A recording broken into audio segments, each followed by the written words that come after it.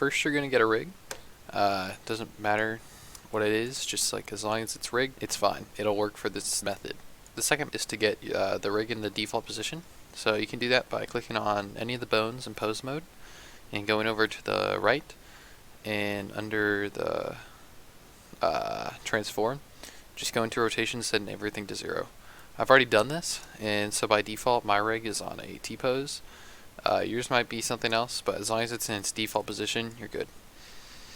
So the next step is to delete all of the useless bones you don't care about having turned into a ragdoll. So personally for me, I don't bother with the fingers just because they take a lot of time to do, and usually when people are watching it you don't pay attention to the fingers. So what I'm going to do is I'm going to click 7 real quick and go into edit mode. So go into the armature's edit mode, and I'm going to select all of the hands, bones, and I'm just going to delete them.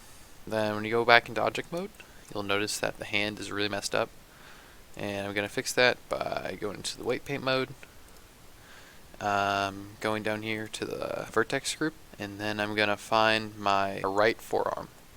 It could be different for whatever you have, like for instance if it's like a giraffe or something, but just parent it to the closest bone. So I'm going to find the right forearm. What the heck is it? Okay, there it is, and then I'm just going to paint on it, and you'll know when you're done because the hand won't look messed up. Okay, so if you've gotten rid of all the useless bones that you don't want to be in the ragdoll simulation, now we can go through all the bones and delete all the parents. So go into edit mode, click on a bone, and then go to the bone property tab and go down to parent, and you're going to want to delete that. That was a bad example. That one doesn't have a parent. I already deleted that one. But as you can see, this bone has a parent down here, and you're going to want to delete it. And now once you have that, click tab to go back into object mode, and you can see how it's kind of up there. So go into pose mode and bring it down so it lines back up with the bone. We're going to need to do this to all the bones, sadly, but it's not that bad because luckily it keeps its rotation. So all you gotta do is line up the joints. So I'm going to do another example just with this bone. So I'll go into edit mode, delete it, click tab, go back into pose mode, and drag it down to your joint. Also, when you're doing the parenting or deleting the parenting, start at the bottom and work your way up. So start at the end of the limb and then work your way up to the top. So go like foot, calf, thigh.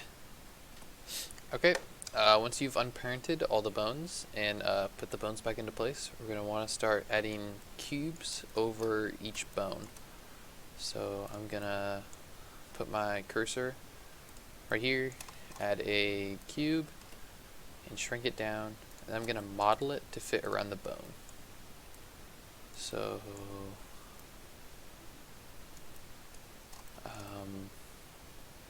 go into edit mode, I guess, and just drag it to be along the bone. It doesn't have to be the same size as the bone, it just has to roughly fit over the same space as the bone. And also give it the same angle, so if it's facing down a bit, make the cube face down. So, and also leave space for the joints. Don't fill in the joints. So just have the joints as empty space between the bones. So I'm going to do another one.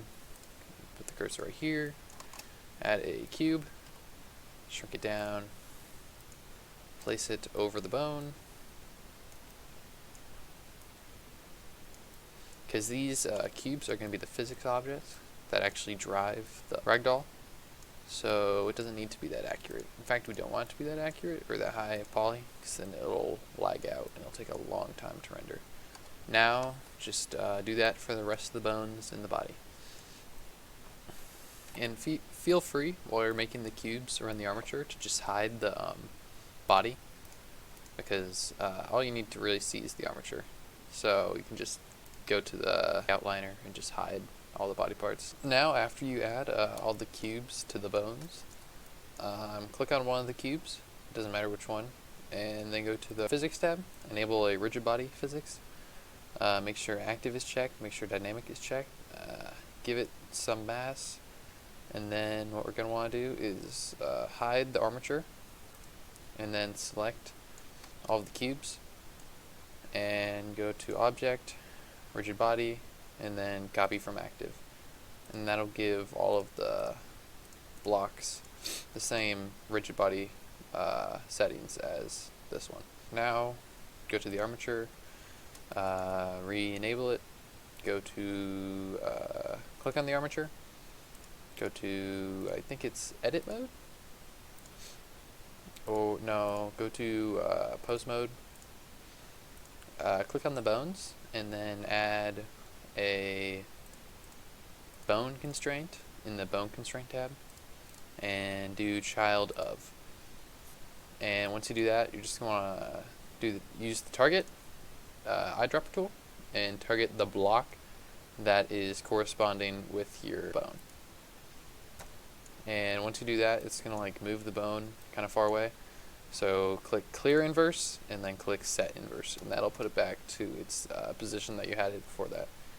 So if you just do the same here, it's add bone constraint, child of, eyedropper tool, cube, clear inverse, set inverse. And now just do that to the rest of them.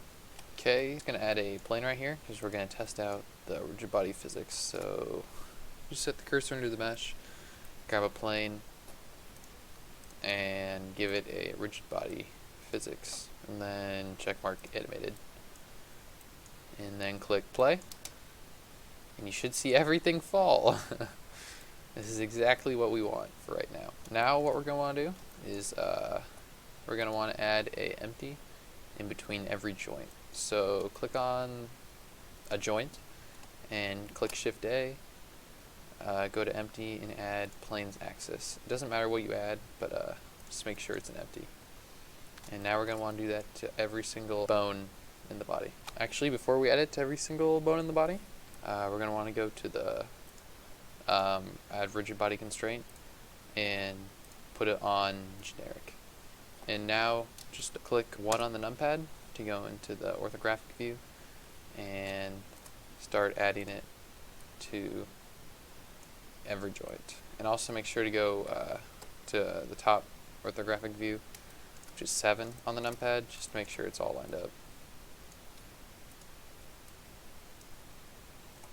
Okay, when you get to the legs, what I do is I add one to both sides, so kind of put the joints like this.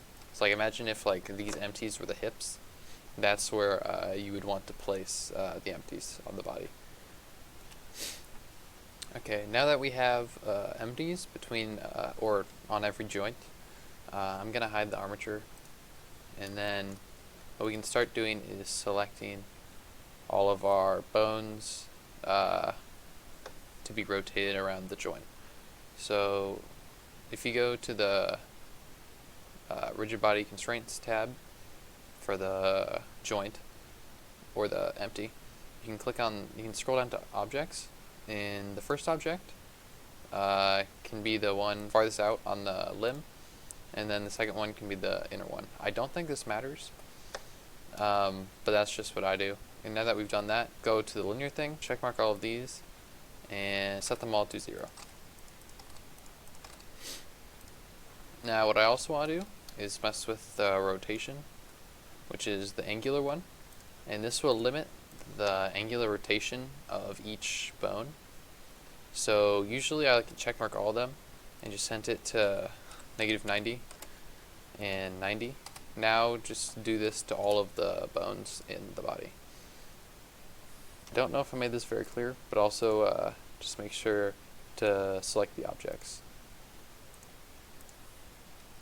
Once you've done all that with the joints, click play and see if anything is messed up with your rigid body.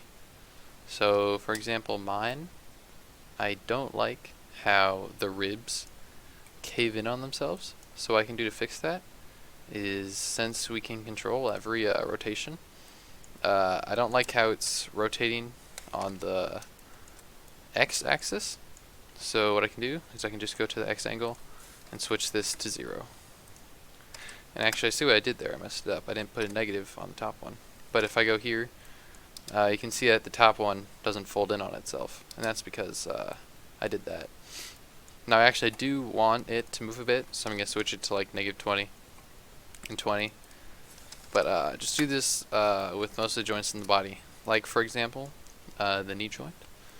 It will only move on the x-axis, negative. So we can set this to 0, and the leg can only move back. Because in a human, the leg cannot rotate forward. It's different with every mesh. Like, for example, if you have a dog, it would be the opposite. But just keep those things in mind when you're doing the angles for your ragdoll. And now that you've got all your rotation down and you run it, and you also re-enable all your mesh objects, you play it, you might notice that it's running a little slow. We can fix it in 2 ways. We can go to the Output Properties tab, go to the Dimensions, then go to Time Remapping, and then by making this number smaller and new, it'll make everything run quicker. So if we turn it to 50, it runs at double the speed. You can see that it's a lot faster. And sometimes it might actually have to make it more than double, or 3 times faster. That might be a bit too fast, but let's we're at 34. Okay, I like how that looks. And if you're working with footage or something and you can't change the time remapping, what you can also do is go to the World tab. No. Go to the Scene tab, go to Rigid Body World, and then you can make the speed faster. So, like, let's say 33 on the last one would be equivalent to 3 speed on this. Okay, now that I've got that, it's time to torture them.